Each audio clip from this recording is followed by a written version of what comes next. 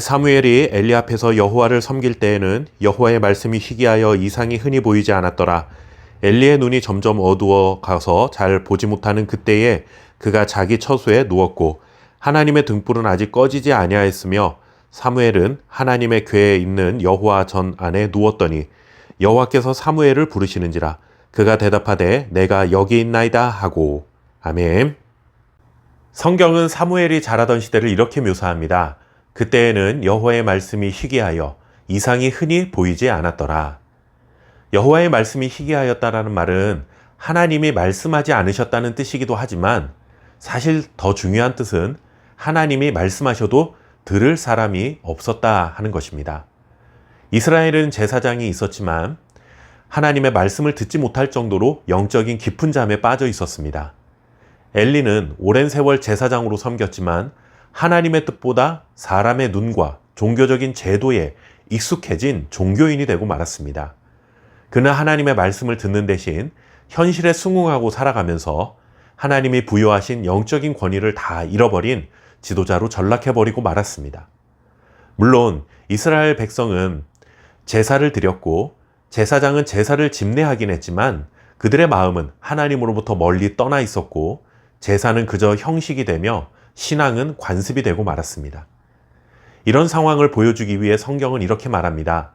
엘리의 눈이 점점 어두워가서 잘 보지 못하는 그때에. 제사장 엘리가 나이가 들어 점점 시력이 나빠진 것도 사실이지만 이것은 단순히 시력의 문제가 아니라 그의 영적인 감각이 무뎌졌다는 의미를 담고 있습니다. 하나님의 뜻을 분별하지 못했고 아들들의 죄악을 바로잡을 힘도 잃었습니다. 그러나 그런 어둠의 시대 속에서도 하나님의 등불은 아직 꺼지지 아니하였으며 라는 희망적인 말씀이 기록되어 있음을 보게 됩니다. 하나님은 하나님의 말씀을 들을 수 있는 귀를 가진 사람, 하나님을 존중하고 그분의 뜻을 따라 살아갈 신실한 종을 찾으셨는데 그가 바로 사무엘이었습니다. 하나님은 잠든 사무엘을 부르셨습니다. 사무엘아, 사무엘아. 그렇게 부르셨지만 사무엘은 그 음성을 알아듣지 못했습니다. 그가 아직 여호와를 알지 못하고 여호와의 말씀도 그에게 나타나지 않았기 때문입니다.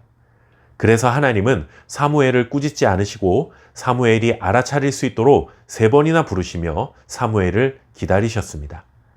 마침내 엘리의 도움을 통해 사무엘이 하나님의 말씀 앞에 설 수 있게 하셨습니다. 그리고 그때 사무엘은 이렇게 고백합니다.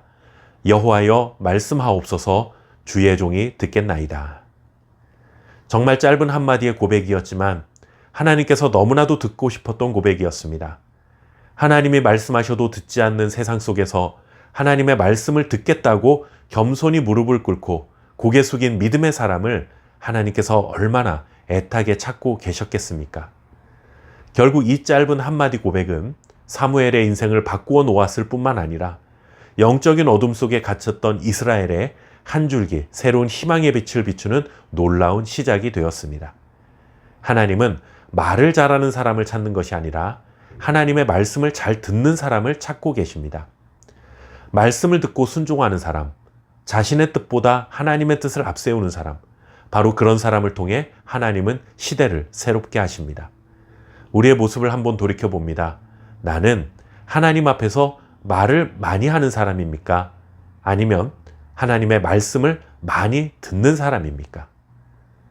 우리는 기도합니다. 기도는 우리의 입술을 통해 하나님께 말하는 것이다. 이렇게 생각할 수 있습니다. 물론 틀린 것은 아니죠. 하지만 우리가 반드시 기억해야 할 것은 기도를 통해 내 마음의 소원을 하나님께 말하는 것도 소중한 것이지만 그보다 더 중요한 것은 기도를 통해 나에게 말씀하시는 하나님의 음성을 듣는 것입니다. 말을 많이 하는 사람이 아니라 말씀을 많이 듣는 사람이 되어야 합니다. 하나님의 말씀을 잘 듣는 사람은 입으로 말하지 않고 하나님의 말씀에 순종하는 모습으로 말하는 자임을 기억하시기 바랍니다. 사무엘의 시대는 어둠의 시대였습니다. 그 어둠의 원인은 단순히 세상의 혼란이 아니라 하나님의 말씀이 사라진 시대였기 때문입니다. 오늘 우리의 시대도 다르지 않습니다. 교회의 건물은 크지만 말씀의 권위는 약해졌습니다. 예배는 많지만 말씀에 귀 기울이는 사람은 줄어들고 있습니다. 그러나 여호와여 말씀하옵소서 주의 종이 듣겠나이다 라는 이 짧은 한마디 고백을 진실되게 할 수 있는 신실한 믿음의 사람을 통해 하나님은 성도의 삶과 가정을 그리고 교회를 새롭게 세워가실 것입니다. 이렇게 하나님의 말씀을 듣기를 간절히 사모하는 저와 여러분 될 수 있기를 바랍니다. 감사합니다.